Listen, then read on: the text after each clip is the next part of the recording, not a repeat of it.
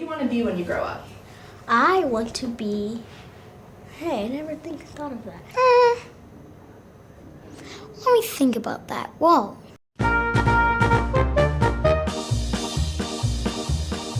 I want to be a teacher when I grow up. Elementary teacher.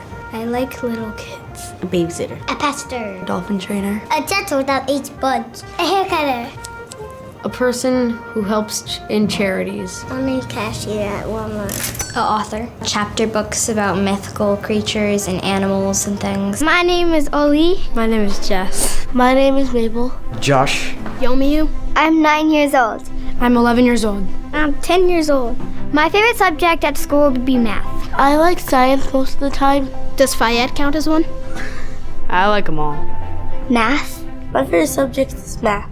You get to learn multiplication, division, subtraction. Mode, mean, median, and range. I think it's really fun to just learn numbers. When I grow up, I'm not exactly sure what I want to be. I want to finish high school and then I want to go to Brown, Yale, or Harvard. I want to be an author, a scientist, a historian, and a hockey player. And then I want to get a PhD. I want to be a marine biologist. I want to be a musician, an actor, or a lawyer. Go to Wimbledon and win the championship. I want to be a medical doctor. I want to be a surgeon. I want to be a doctor. I want to be a doctor. A doctor? No, not a doctor. An engineer. I want to be a teacher or an actress. I'm not sure which yet. Probably watch YouTube. Yeah. Oh, there you go.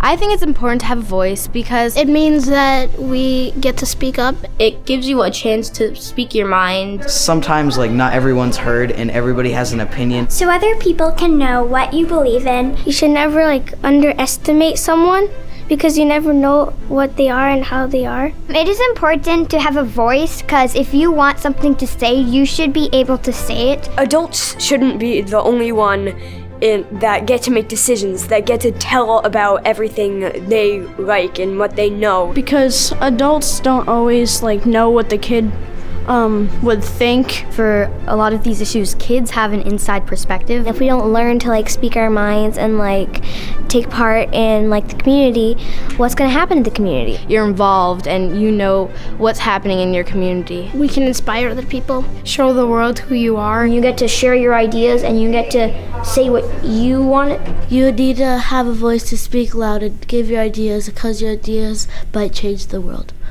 I'm Evan and I have a voice. My name is Jocelyn and I have a voice. My name is Jess and I have a voice. I have a voice. I have a voice. I have a voice. I'm proud of my voice. And you need to hear it. The thing I wish I had growing up was someone to believe in me. So when I was in 5th grade, the school did IQ testing, and I have a really high IQ, and I was labeled as gifted. And my parents and teachers all said this was a great thing. And a weird thing happened where I started getting bullied for being too smart. And I distinctly remember one day a group of kids surrounding me telling me to stop doing so well on my tests because I made them look bad. And I went home crying to my parents. And I had this negative trigger and trauma around the word gifted. I hated it. And then in high school, I discovered comic books. Fell in love with Spider-Man and Iron Man.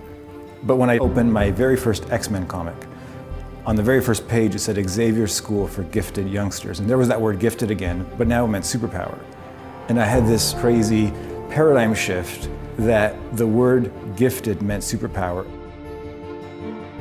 My parents love me, they still love me, they're amazing, and they wanted the best for me, but they came from that generation of get a job, get a safe job, get benefits, all those types of things. And I started in the real estate industry in 2010, did really, really well, and secretly hated it.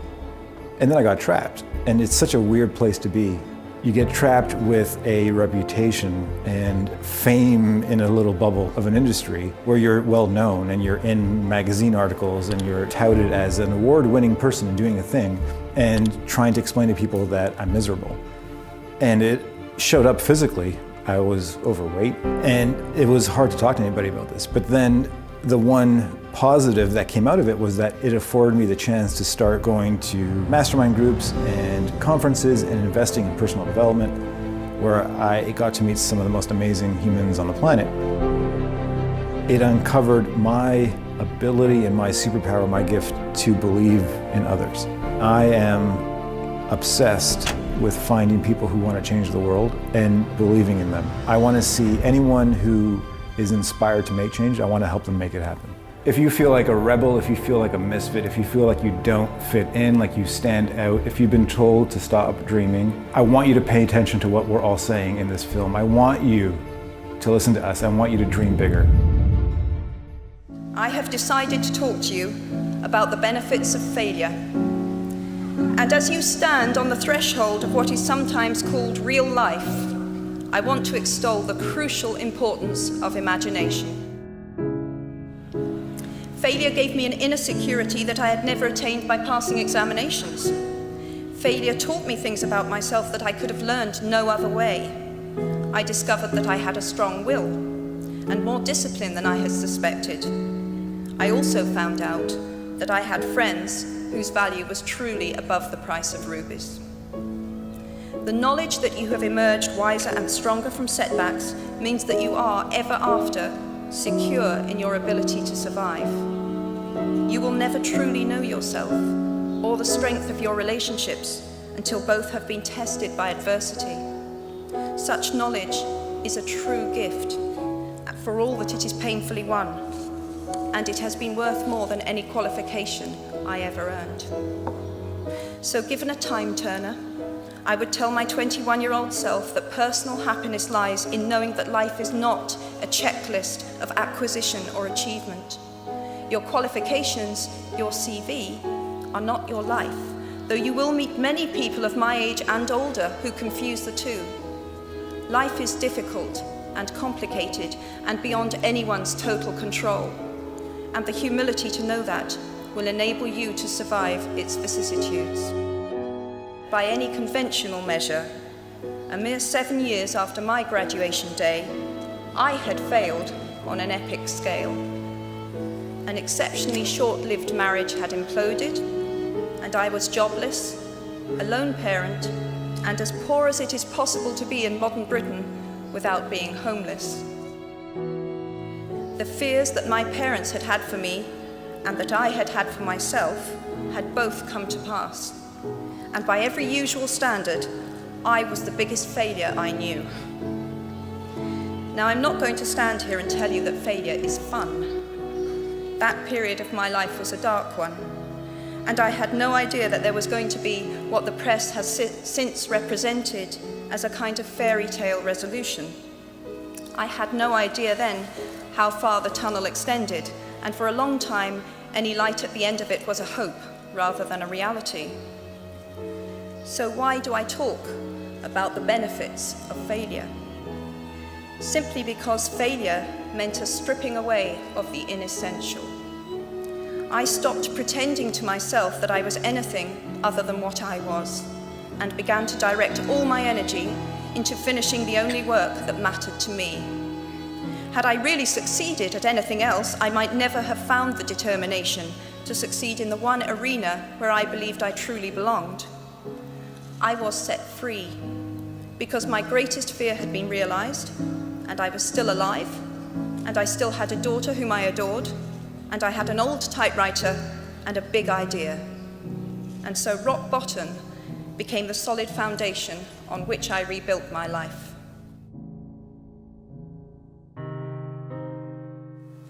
You might never fail on the scale I did, but some failure in life is inevitable. It is impossible to live without failing at something, unless you live so cautiously that you might as well not have lived at all, in which case you fail by default. Now, you might think that I chose my second theme, the importance of imagination, because of the part it played in rebuilding my life, but that is not wholly so. Though I personally will defend the value of bedtime stories to my last gasp, I have learned to value imagination in a much broader sense. Imagination is not only the uniquely human capacity to envision that which is not, and therefore the fount of all invention and innovation. In its arguably most transformative and revelatory capacity, it is the power that enables us to empathize with humans whose experiences we have never shared. One of the many things I learned at the end of that classics corridor down which I ventured at the age of 18 in search of something I could not then define was this, written by the Greek author Plutarch. What we achieve inwardly will change outer reality. That is an astonishing statement, and yet proven 1,000 times every day of our lives. It expresses in part our inescapable connection with the outside world, the fact that we touch other people's lives simply by existing. But how much more are you likely to touch other people's lives? Your intelligence, your capacity for hard work, the education you have earned and received give you unique status and unique responsibilities. Even your nationality sets you apart. The great majority of you belong to the world's only remaining superpower. The way you vote, the way you live, the way you protest, the pressure you bring to bear on your government has an impact way beyond your borders. That is your privilege and your burden. If you choose to use your status and influence to raise your voice on behalf of those who have no voice, if you choose to identify not only with the powerful but with the powerless, if you retain the ability to imagine yourself into the lives of those who do not have your advantages, then it will not only be your proud families who celebrate your existence, but thousands and millions of people whose reality you have helped change. We do not need magic to transform our world. We carry all the power we need inside ourselves already. We have the power to imagine better.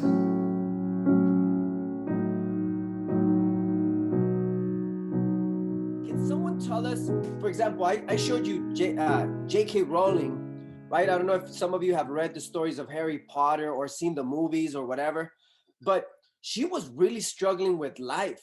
Why do you think she wrote the stories? What do you think she wrote the stories? Or Pam Munoz Ryan, if you read, Un caballo llamado Libertad. Adelante, Alexandra. You have your hand up? Why do people write stories? Go ahead. I think they write stories because to like some stories or most stories have something behind it. Like Harry Potter, it has something that he struggled, which the author did struggle, something about their life, and that I think that they have some real problems behind them, but they make it into fiction so people can enjoy it more. Okay, good point. Good point. That is really amazing, Alexandra. Good. Anybody want to add something? What about other reasons why people write? Do you know, like, for example, some of the authors that you like to read? Adelante, Martita. What do you think? Oh, well, what this video teach me is to not never give up. Even if you fail, just get up and try again. That's a very powerful message. Thank you, Martita, for sharing that. Now, if you express what you're thinking, I don't have to put you to write, right now. But can someone else comment instead of writing? I don't want to write for you guys to write. I want, because you guys have a lot of writing to do. But right now, what is this video kind of hit in your heart? Jonathan, Abril, Joel, Isaiah, what do you guys think? What did this video that I just showed you teach you about failure or about life? What are your thoughts? Can someone raise your hand? Abril. It kind of made me feel like I can try again with the things that happened in the past. Explain yourself, please. What do you mean? So in the past, when I've not done so many things and I've failed a lot of things, right now I would remember those things and I would try to make it better and it would motivate me to do more.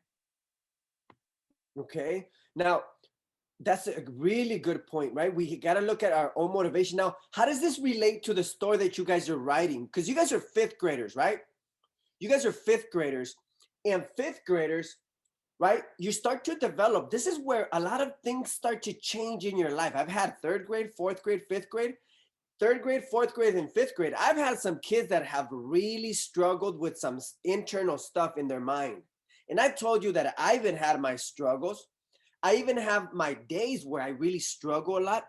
But what can you add to your story to make it even better?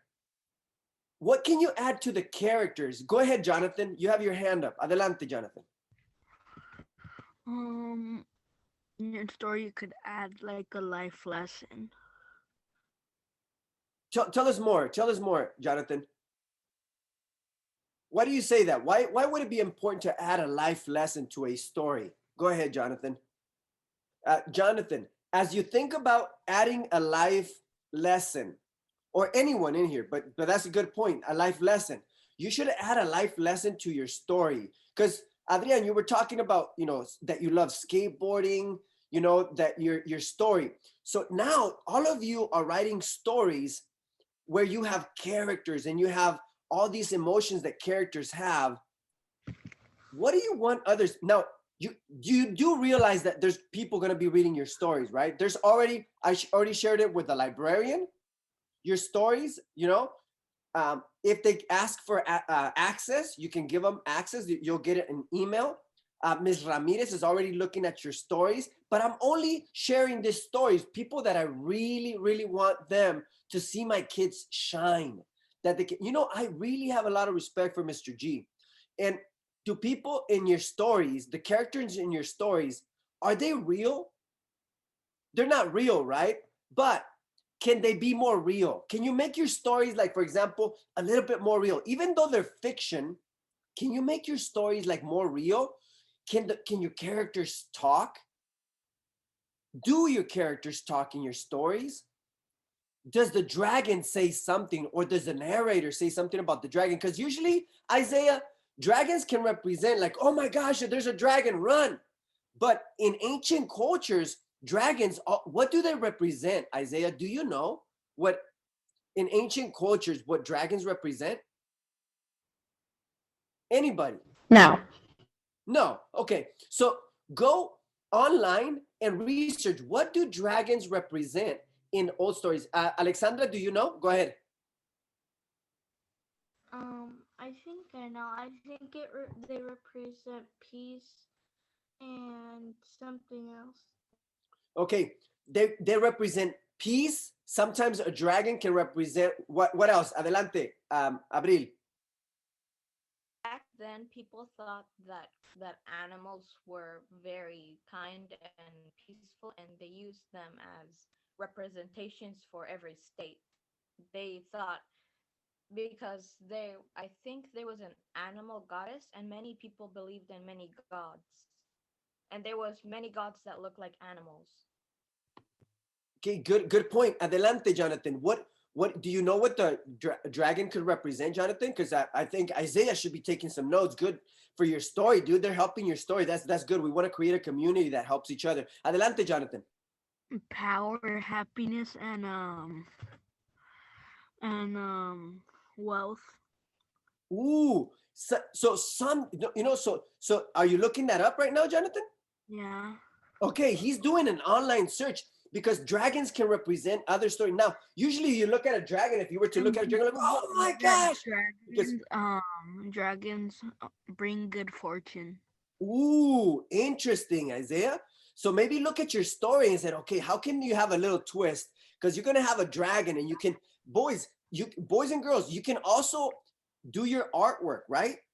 Right, Alexandra, you can do artwork for your story. So today, have a blast, boys and girls. I'm not going to give you another assignment. No, just write some more, publish it, record your flip grid. Some of you have not recorded your flip grid. Here, if you look at the slide, I'm telling you very specific. You know, I'm telling you very specific what you should be doing, right? There, make no doubt that I'm telling you very specifically what you should be doing. And so there should be any, like, no question about it. For example, you should be on this slide that I'm sharing right here. And if you play it, I want you to play it till the end, okay? Play it. When you hit present, the slideshow actually does something, okay? And here it tells you exactly what to do. And then you go to the arrow to the right, and it's gonna go through videos that is gonna coach you. As you're looking at the videos, take notes, because those notes are gonna help you develop the story. Then, so today, 4 steps. We're gonna go for what we're doing today. We're gonna break it up into 4 steps, okay? Because I gotta go. 1, today you need to play this slideshow, but you're gonna work on editing, revising, and adding more to different parts of your story to improve it. That means you're gonna continue developing your story, okay? You can work on theme or on the lesson. You can add another slide to your actual story that you created. And you're gonna say, this is what I want to teach others. And I'm gonna give you points for it today, okay? So today, I need to make sure that you read your story out loud, all of it on Flipgrid. I don't care if you want to put a little face, that, you know, a little block to your face, but it's okay. I just want to hear your story being read out loud. I really don't care if you put a block in your story. Just make sure that your voice comes through and you're able to read all your story. And right there is the link, right here, the link. It will take you there. Make sure you share your story with others. That's going to be important, right? So your story, you should also do a story map. It's right there. I included it in this slideshow. You can take a copy. Remember, every week you should be having your own slideshow. Like this week, we're on week 31. You should be having your own slideshow of what week 31 with ideas that you can edit, copy from here into your story to give you more ideas. And you can print this or you can write notes, whatever it is. So boys and girls, that's all I've got. Make sure that this is very clear. I am recording it. It is going to go on YouTube. So you are all awesome. Thank you so much for doing all the work that you do. Your parents will get a copy of this recording. So make sure that today, okay, we connect back at what time, class? What time do we connect again? At 12. 12:30. Because at 12, we do ELD. Remember? ELD at 12, and we connect back at 12:30. By this time, you should have been working really hard on your story. And then also be already, your Flipgrid should be all recorded already. So right now, don't do the Flipgrid first. Work on your story, maybe for an hour, but play the whole video. Okay, play the whole. Now, when you go the next, you can skip this. Okay, right there, like I'm right here.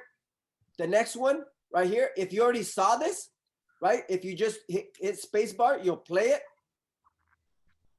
J.K. Rowling, the writing wizard behind Harry Potter. Okay, most authors stick to pen and paper. All right, so then I'll play all of it, and then if I go, you're gonna look at Pam Munoz Ryan, play all of it, okay? Then you're gonna go to the next one.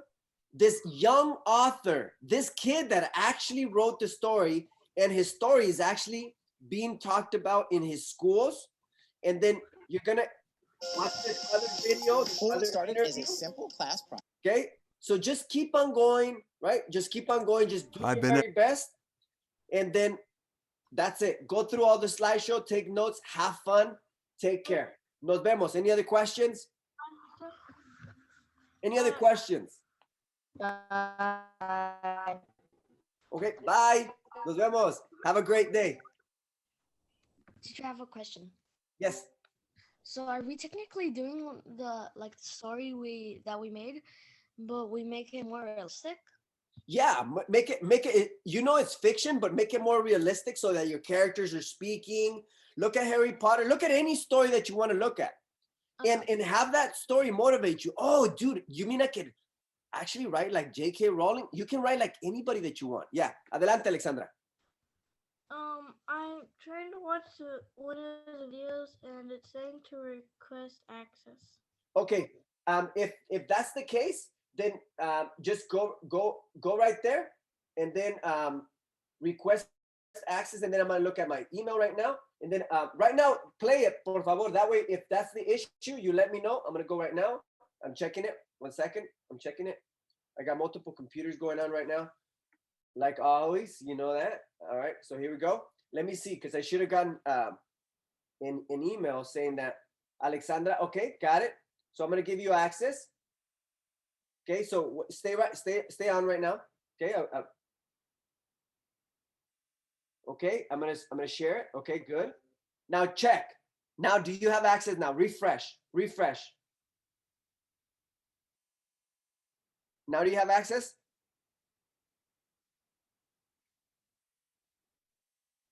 Now, do you have access?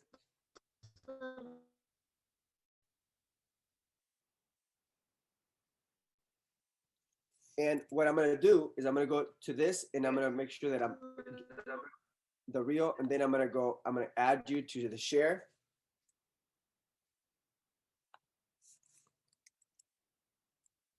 Okay, right there, and then boom, then you got it, girl. Boom. Yep, I just gave you access. You should be able to play it now. Anybody else that's stuck? All right, take care. Nos vemos. Bye. You guys are awesome, amazing. Gracias, estudiantes. Thank you so much.